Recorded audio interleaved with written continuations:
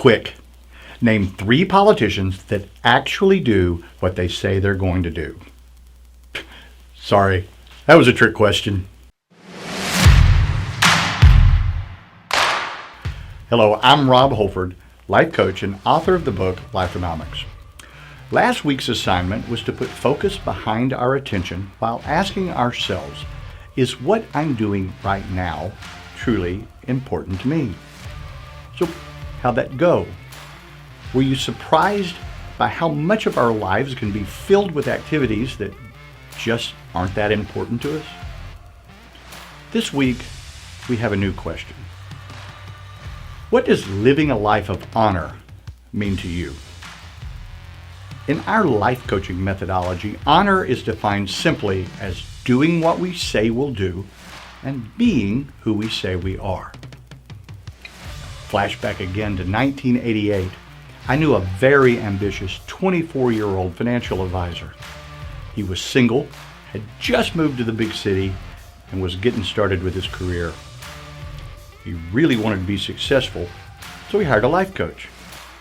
His first assignment was to write down 3 to 5 things that were most important to him. Now his list was simple and noble: faith, family, and career.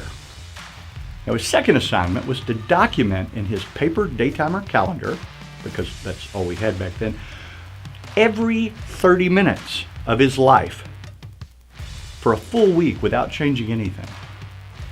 So the next week the young man turned in his assignment.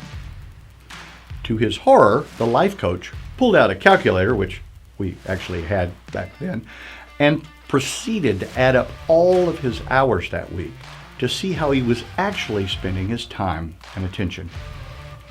Come find out, there was almost 0 time spent forwarding his faith. He didn't call home or see any of his family.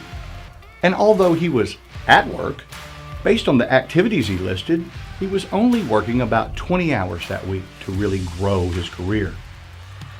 The life coach then handed him back the real list of what was most important to him. They were drinking beer, watching cable TV, which yes, we had back then, and dating girls, or at least attempting to date girls. Now the reason I know this story so well is because I was that young financial advisor. Please don't tell mom. Now we certainly don't think there's anything inherently wrong with drinking beer or watching cable TV and dating girls. It's the misalignment that was the problem. I was unintentionally living a life that was completely out of integrity. I was not doing what I said I would do, nor was I being who I said I was. I had no honor. Now that you've realigned your time and attention, you may realize that there are areas of your life that are out of integrity with who you say you are. That there are relationships that may have had your time, but not much of your attention. There may be things you have said you would do that have not yet been done. This week's challenge is a big one. Focus on restoring honor and integrity in all things, large and small, with all people, friend and foe.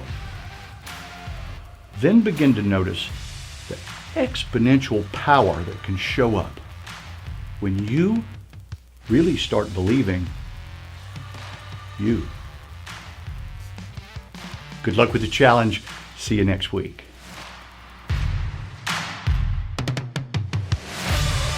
Defined simply as doing what we say we'll do and being who we say we are. With activities that aren't just that. Damn it. Faith, family, and career.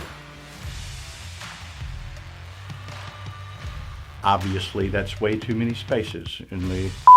I was so close. It was the same spot too, wasn't it? Yep.